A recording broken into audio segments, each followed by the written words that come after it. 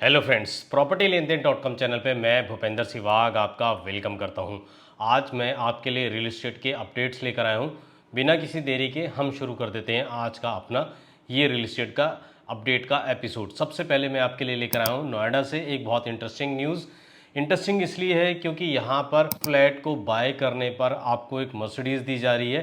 Depend करता है कि आप कौन सी फ्लैट की कैटेगरी में जा रहे हैं। आप 3 BHK ले रहे हैं, आप 3 BHK लार्ज ले रहे हैं या 4 BHK ले रहे हैं, लेकिन हर फ्लैट के साथ आपको मर्सिडीज़ मिलेगी। आप में से बहुत सारे लोगों के मन में सवाल आ रहा होगा, क्यों ना 20-30% पेमेंट करके और उस फ्लैट को फिर बेच देंगे, मर्सिडीज़ तो अपनी हो जाएगी। तो मैं आपको बताऊं, जब आप 50% पेमेंट कर देंगे तब आपको ये मर्सिडीज़ दी जाएगी। मर्सिडीज़ के अलावा आपको दिया जा रहा है गोल्ड और लेटेस्ट आईफोन दिया जा रहा है। ये ऑफ़र बहुत ही कम समय के लिए लिमिटेड है। अगर आप इंटरेस्ट रखते हैं तो आप मेरे से कनेक्ट हो सकते हैं, जान सकते हैं कि कौन सा ये डेवलपर है जो इस तरह की स्कीम्स लेकर आया है। हाँ, मैं आपको एक हिंट दे देता हूँ, इससे पहले भी ये डेवलपर एक ऐसी स्कीम लेकर आया था जिसने सबको चौंका दिया था।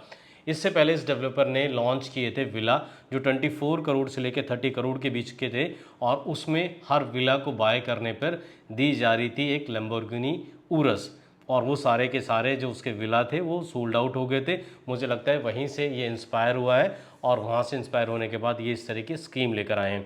अब बढ़ लेते हैं अपनी अगली अपडेट पर। अगली अपडेट मैं आपको दूंगा गुड़गांव के गोल्ड कोर्स रोड की।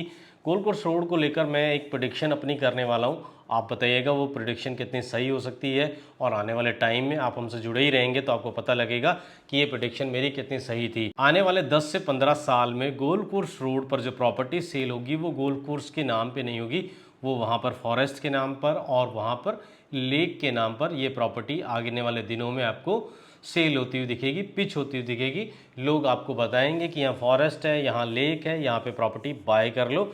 ये मैं आपको आने वाले 10 से 15 साल के एक प्रोडिक्शन दे रहा हूँ। आपका इस पर क्या कहना है ज़रूर बताइएगा।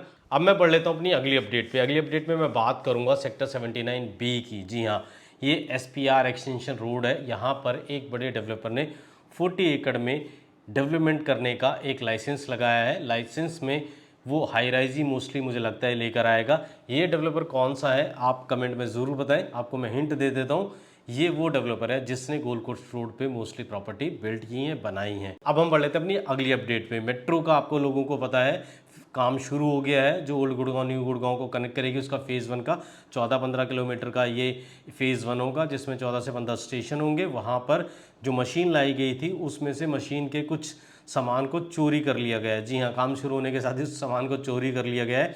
उसके साथ साथ एक अपडेट ये है कि दिल्ली मेट्रो का एक प्रपोजल आया है हरियाणा गवर्नमेंट के लिए।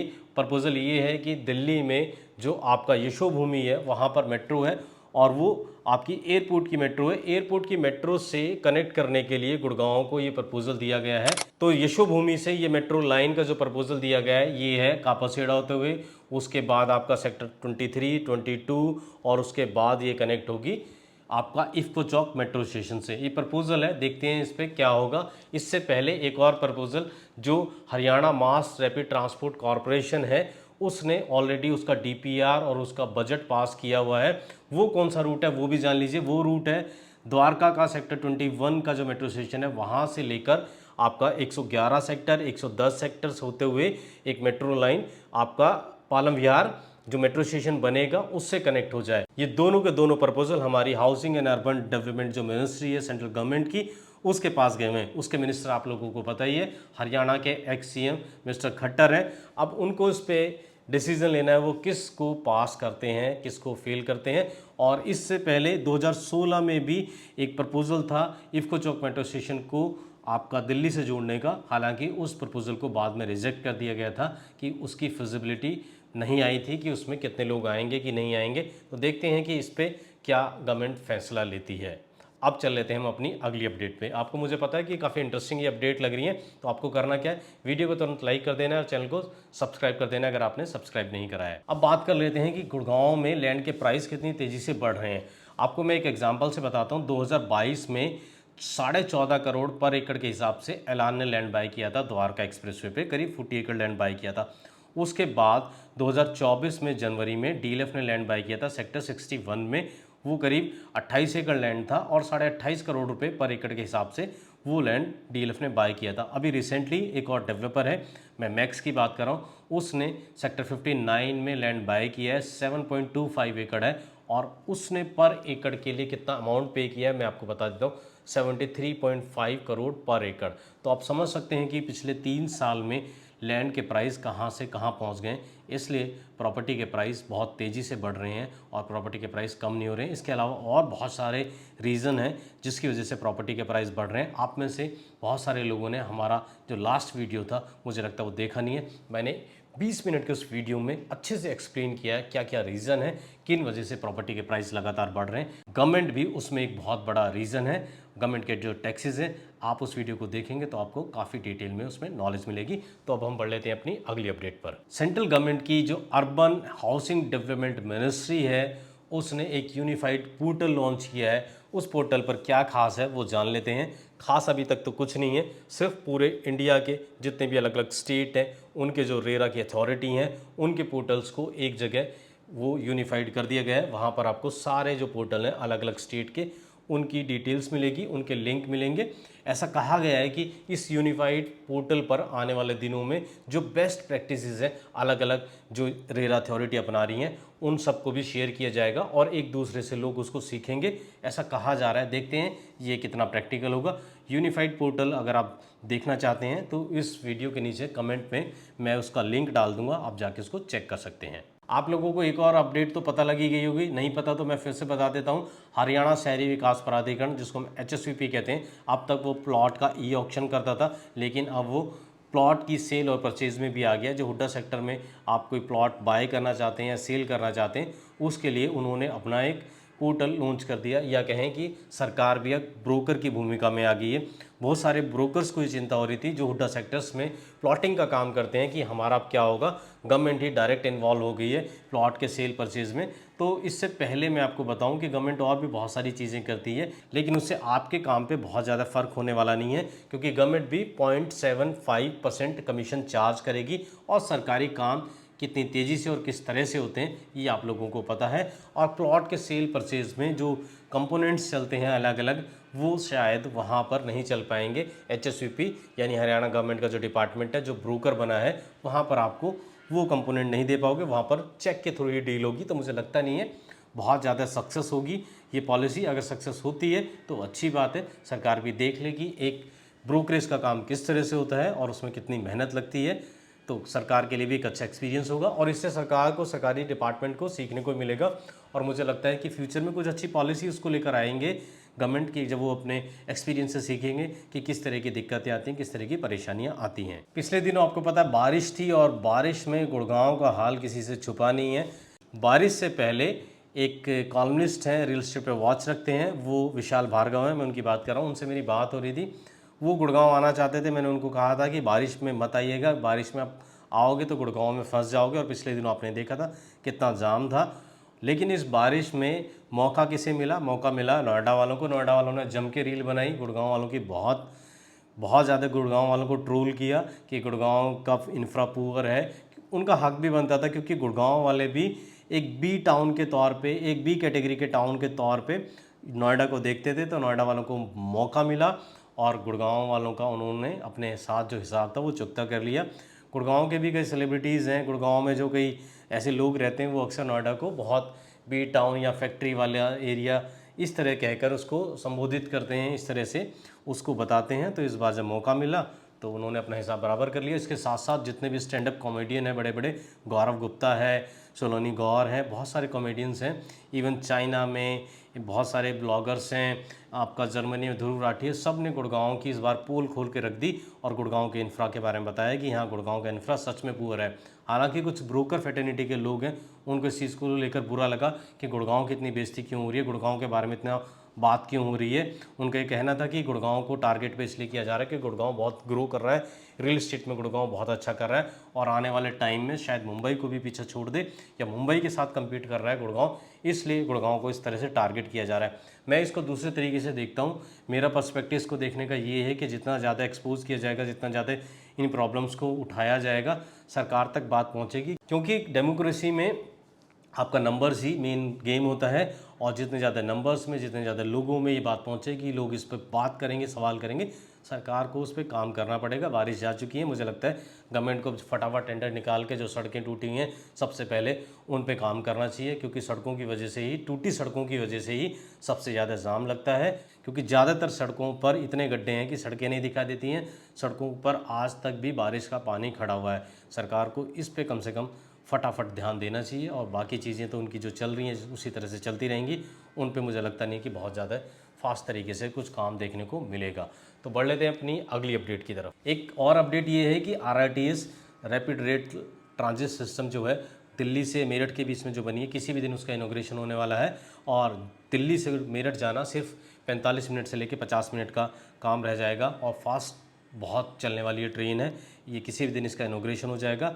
इसको मैं क्यों बात कर रहा हूँ इसको लेकर मैं इसलिए बात कर रहा हूँ कि पिछले काफ़ी दिनों से, सालों से बल्कि, दिल्ली से लेकर गुड़गांव और आगे अलवर तक RRTS को ले जाने की बात होती है। फिर दूसरी तरफ दिल्ली से सोनीपत, पानीपत और करनाल तक RRTS को ले जाने की बात होती है, लेकिन कॉन्क्रीट उस पर कुछ नहीं दिखता है। फिर अगर स्टेटमेंट और बयान की बात करें तो पिछले दिनों जब इसका भूमि पूजन हुआ था, जब इसका काम शुरू हुआ था मेट्रो का, हमारी अर्बन हाउसिंग डेवलपमेंट मिनिस्ट्री के जो सेंट्रल गवर्नमेंट में मिनिस्टर मिस्टर खट्टर, उन्होंने कहा था कि बहुत जल्द आपको RRTS का देखने को मिलेगा कि वो कैबिनेट में पास हो रही है, दिल्ली से अलवर के बीच में जो RRTS चलेगी। देखते हैं कितनी जल्दी वो पास होती है और कब उस पर काम शुरू होता है। हम तो उम्मीद लगा के बैठे हैं, हम ही क्या, बहुत सारे बिल्डर हैं जिन्होंने आपका अलवर रोड तक ज़मीनें खरीद ली हैं, वहाँ पे प्रोजेक्ट लेकर आएंगे फ्यूचर में वो, क्योंकि उन्हें लगता है RRTS बनेगी तो एक्सपेंशन होगा रियल एस्टेट का, लोग वहाँ तक प्रॉपर्टी बाय करेंगे। और दूसरी तरफ आपका सोनीपत, पानीपत और करनाल तक गुड़गांव के ही बहुत सारे डेवलपर्स हैं, दिल्ली के डेवलपर हैं, नोएडा के डेवलपर हैं, उन्होंने भी अपनी लैंड बाय कर ली है। उनको लगता है कि वो अपने प्रोजेक्ट लॉन्च करेंगे, RRTS वहाँ आएगा तो वहाँ पर रियल एस्टेट अच्छा करेगा। अब वो कब करेगा? मुझे लगता है कि गडकरी रियल एस्टेट को जितना बढ़ा रहे थे, उसके साथ साथ अब जो बॉल है वो किनके पाले में आ गई है? वो आ गई है बॉल अब खट्टर जी के पाले में। अगर खट्टर जी इस तरह के काम करेंगे, अच्छा करेंगे, और इस तरह के RRTS और ये चीज़ें लेकर आएंगे, नई नई पॉलिसी लेके आएंगे, तो रियल एस्टेट में उनका भी कंट्रीब्यूशन होगा, रियल एस्टेट अच्छा करेगा, और रियल एस्टेट अच्छा करेगा तो इकॉनमी भी अच्छा करेगी। आपको पता है कि 8 से 10% का कंट्रीब्यूशन है इकॉनमी में हमारे रियल एस्टेट का। गोदरेज एयर एक प्रोजेक्ट है सेक्टर 85 में, आप लोगों को पता है कितने दिन से उसका पोजीशन लटका हुआ है, लोगों ने उसको लेकर प्रोटेस्ट किया। पिछले दिनों आपके लिए जो गोदरेज एयर में इन्वेस्टेड हैं या वहाँ घर देख रहे हैं, एक राहत भरी खबर ये रही कि DTP ने उसके आगे जो बैरिकेड लगा के दरवाज़ा दूसरे डेवलपर ने बंद किया था, वहाँ पर गार्ड रूम बनाया था, बाउंसर लगाए थे, उन सबको हटा दिया।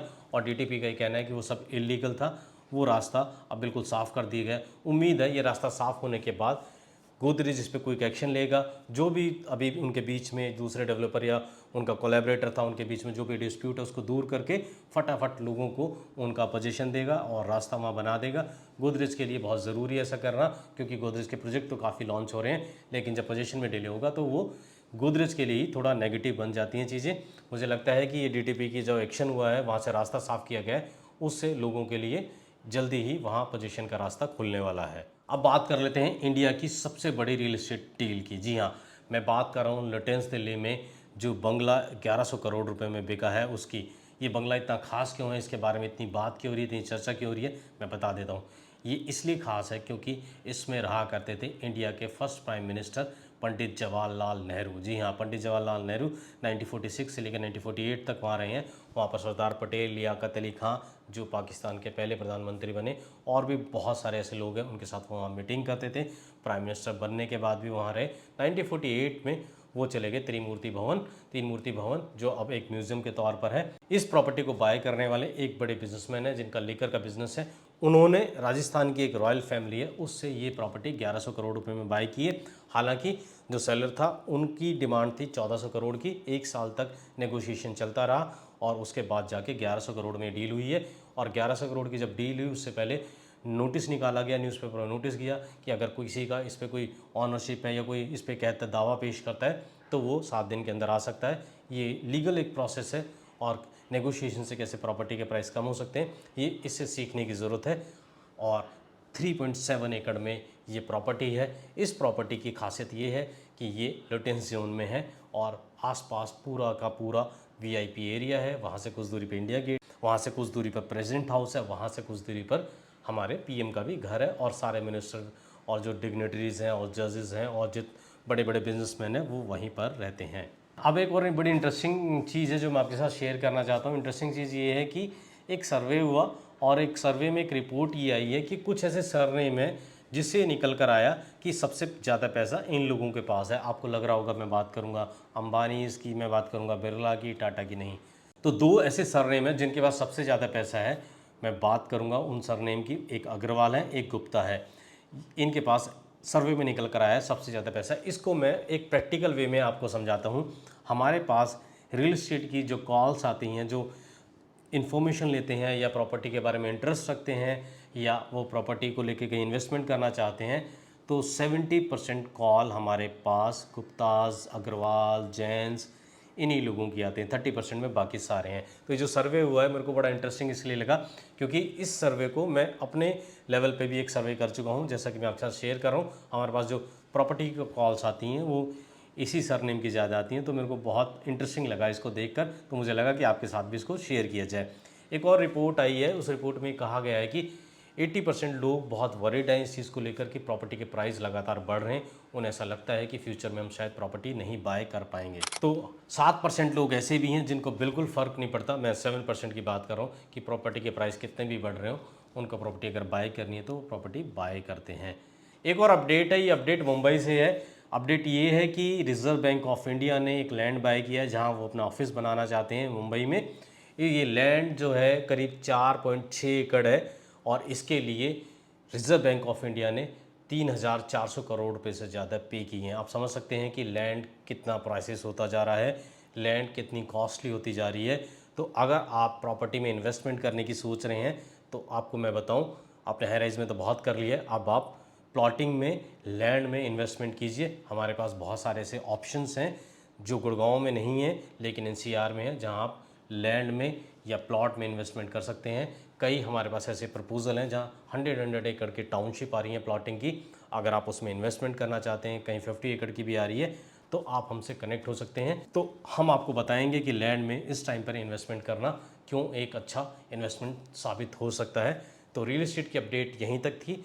अब मैं ये रियल इस्टेट की अपडेट यहीं खत्म करता हूँ। जाने से पहले बस एक रिक्वेस्ट करूँगा, वीडियो पसंद आई तो वीडियो को लाइक कर दें, चैनल पे पहली बार है चैनल को सब्सक्राइब कर दें, और मैं इसी तरह की वीडियो आपके सामने लाता रहूँगा। अभी के लिए इजाज़त दीजिए। Thank you.